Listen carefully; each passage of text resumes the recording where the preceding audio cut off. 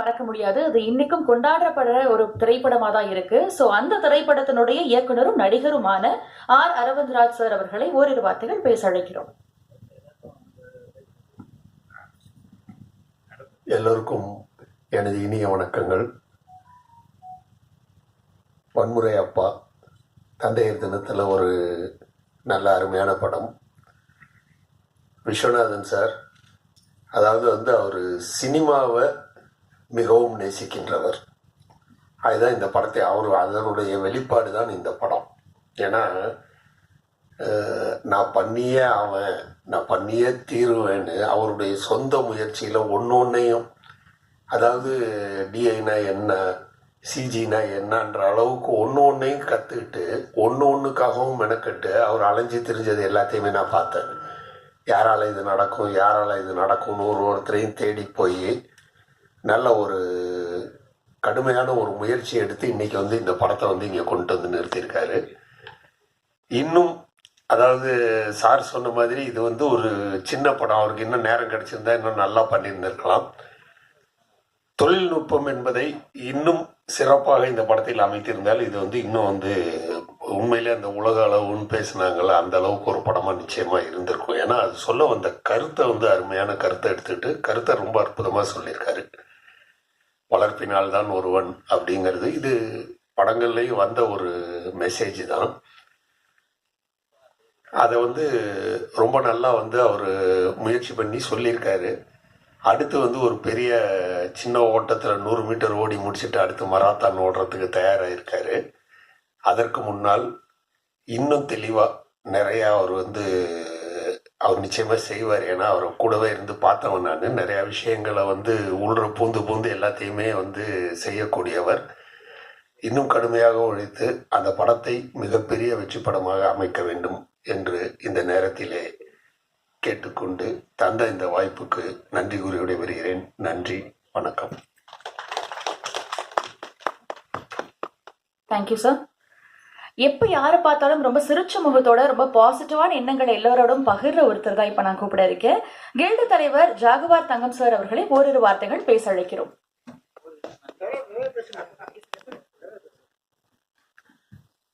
வந்திருக்கும் அனைவருக்கும் வணக்கம். மேடைகளுக்கு அனைத்து பெரியவர்களுக்கும் சுந்தரன் ஐயா அவர்கள் அவரை நான் ஒர்க் பண்ணியிருக்கேன். அவரோட வேலை செய்யும்போது அவ்வளோ சந்தோஷமாக இருக்கும். ஒரு தயாரிப்பாளர் டைரக்ஷனில் பண்ணியிருக்கேன். இந்த பாக்கியம் எனக்கு கிடையாது சார். வணக்கம் சார். உண்மையிலேயே உங்கள் படம் இல்லை அந்த ஒரு பாக்கியம் எனக்கு கிடைச்சிருக்காது. ரொம்ப சந்தோஷமான விஷயம். அரவிந்த் சார் அவரும் மிகப்பெரிய இயக்குனர். இப்போ இவர் இயக்குனர் விஸ்வநாத் சார். வயலன்ஸ் அப்போனா இவர் சைலன்ஸ் அப்போ ஆகிட்டார். நான் கூட வயலன்ஸ் தான் நான் என்ன நினச்சேன், சரி இவர் யாரையே போட்டு அடிப்பார், குத்துவார், கட்டிக்கிறது, வெட்டுவார் போடுறதுன்னு பார்த்தா சைலன்ஸ் அப்பா. நான் நினச்சிக்கிட்டே இருக்கேன், என்ன வயலன்ஸ் அப்பா நாங்கள் சைலன்ஸ் அப்பா இருக்காரு அப்படின்னு நினச்சேன். ஆனால் அற்புதமான ஒரு கதை சார். உண்மையாகவே இந்த காலகட்டத்துக்கு தேவையான கதை. ஏன்னா இன்னைக்கு எல்லாரும் போதையில் எப்படி எப்படி தடம் தெரியாமல் போய்கிட்டு இருக்காங்க. ஒரு அப்பா நினச்சா என்னமும் பண்ண முடியுங்கிறதுக்கு ஒரு அருமையான கதை. ஏன்னா என்னை பொறுத்த வரைக்கும் இப்போ சுந்தரராஜன் ஐயா அவர்கள் சொல்லும்போது சொன்னாங்க, என்னை பொறுத்த வரைக்கும் எங்கள் ஊர் கிராமம், ரொம்ப கிராமம் தூத்துக்குள்ள. அதில் வீடு மட்டும் இந்த முத்தை மட்டும் அவ்வளோ தூரம் இருக்கும். திண்ணை கட்டி வச்சுருப்பாங்க. அந்த சாணிலாம் மொழி அதில் படுத்திருப்போம். 9 பேர். நான் 9வது பையன். எங்கள் அப்பா கதை சொல்லுவாங்க. பீமன் எப்படி இருந்தார், அர்ஜுனன் எப்படி இருந்தார், கிருஷ்ணர் எப்படி இருந்தார் அப்படின்னு கதை சொல்லுவாங்க. அந்த ஒழுக்கம் தர்மர் எப்படி இருந்தார், அந்த ஒழுக்கமாக கடைசி வரைக்கும் நான் இருக்கணும்னு இது வரைக்கும் இருக்கிறேன். அதுதான் அவர் இப்போ சொல்லியிருக்காரு அந்த கதை தான். இப்போ செல்ஃபோன் பார்த்துட்டு அது எப்படி அப்படின்ட்டு சொல்லிட்டு அவங்க வேறு ரூட்டில் போகிறாங்க. ஏன்னா கிச்சனே நிறைய வீட்டில் இல்லைங்கிறாங்க, ஹாலே இல்லை, நிறைய வீட்டில் பெட்ரூம் மட்டும்தான் இருக்குது. ஸோ அது இவர் சொன்ன ஹாலே இல்லை. ஆமாம், ஆளே இல்லை. கரெக்டு. ஆளும் இல்லை, ஆளும் இல்லை. ஏன்னா அப்படி ஆகி போச்சு. ஏன்னா ஒருத்தர் தானே இருக்காங்க. ஒரு பையன் தான், எல்லாம் ஒரு பொண்ணு.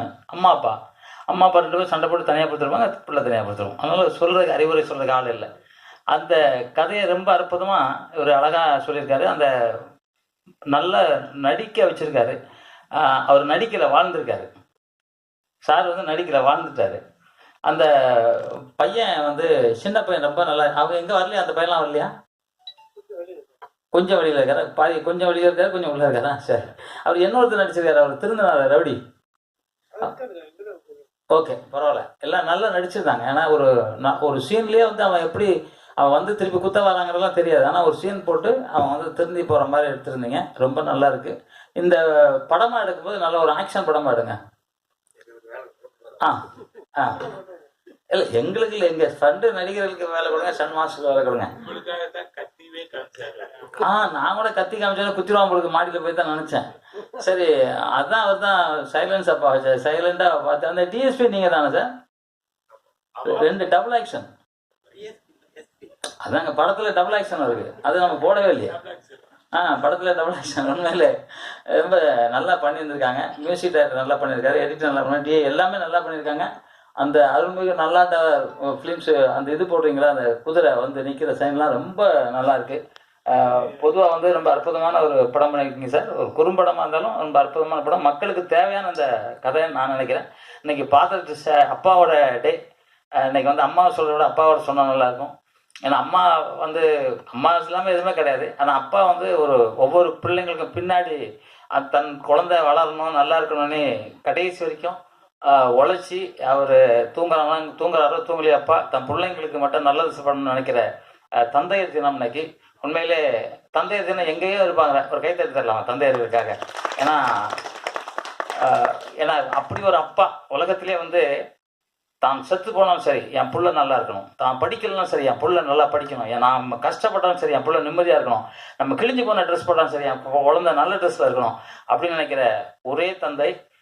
அழ தெரியாது, பின்னாடி நின்று அழ தெரியும். ஆனால் அந்த தந்தையை நீங்கள் எல்லாரும் மதிக்கணும். இந்த தந்தை ஃபாதர்ஸ் டேக்கு இன்னைக்கு இந்த குறும்படத்தை இங்கே ரிலீஸ் பண்ணியிருக்கிறதுக்கு விஸ்வநாத் சார் உங்களுக்கு ஒரு கைத்தறி சார். உண்மையிலே அற்புதமாக பண்ணியிருக்கீங்க, ரொம்ப வாழ்த்துக்கள். அனைவருக்கும் வாழ்த்து சொல்கிறேன், ரொம்ப நன்றி. இது வந்து திரைப்படமாக எடுத்து மிகப்பெரிய வெற்றி படமாக ஆக்கணும் அப்படிங்கிறது என்னோட நம்பிக்கை. நிச்சயமாக அவர் பண்ணுவார். ஏன்னா எனக்கு அவர் வந்து ஒரு சின்ன வேலைக்காக அங்கேருந்து ஊர்லேருந்து இங்கே வந்துடுவார். கேட்பேன், ஏன் சார் ஊர்லேருந்து இங்கே வரைக்கும், இங்கேயே ஒரு ஃபோன் பண்ண வேண்டியதானே?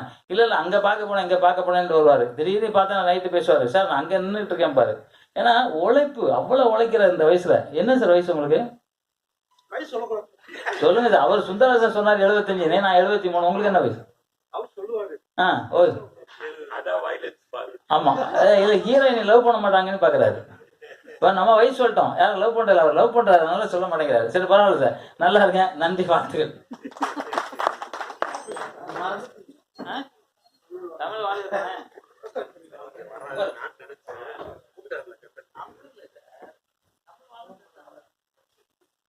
சார்.